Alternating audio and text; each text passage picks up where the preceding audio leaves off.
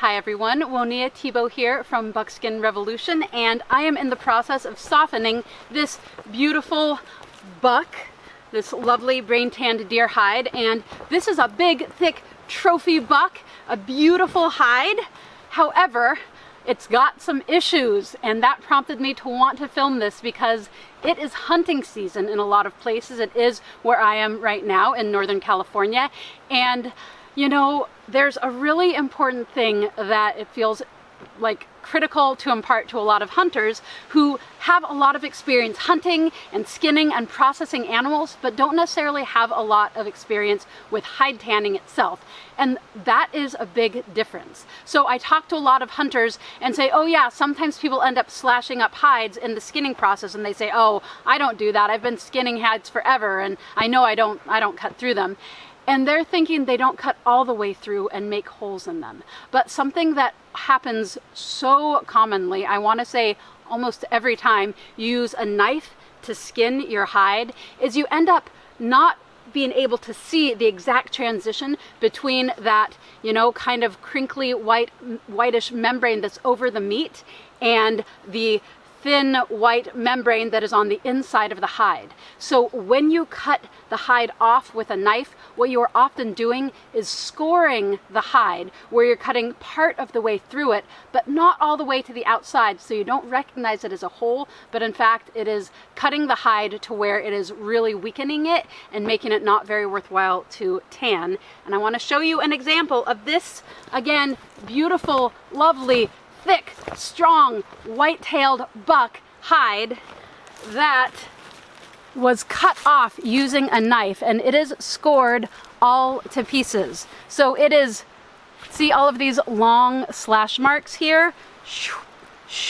They aren't holes, but they are so darn close to the edge of the hide that they become holes like this one in the tanning process. So you don't think you're cutting through them, but often you are. So super important to be really aware of this. And the best way to skin an animal, it can take a little bit longer.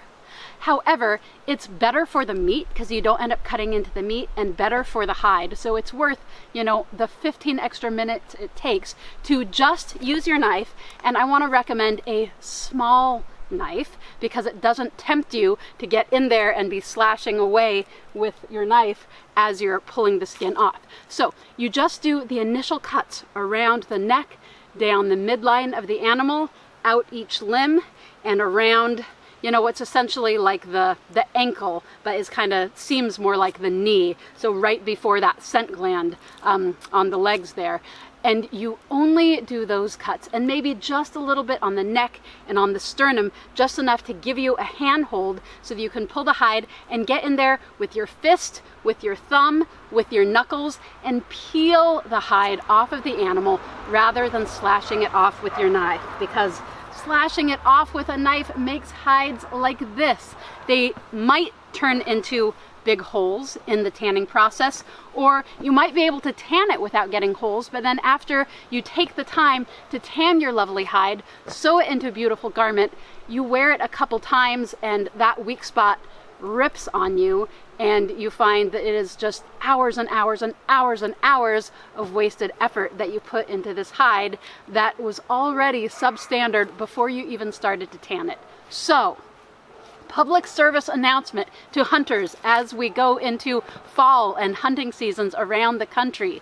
Think about how you skin your animal, because the ways you get the best skin also gives you the best meat, and makes a big difference if you want to use all the parts of the animal, like I am super excited to encourage people to do. So lots more information about tanning on my YouTube channel, on my online courses, and my online skills gatherings. If you're interested in learning how to tan, please check some of those out, and information about all of this on my website, www.buckskinrevolution.com. Thanks guys, and happy hunting, happy skinning, and happy tanning.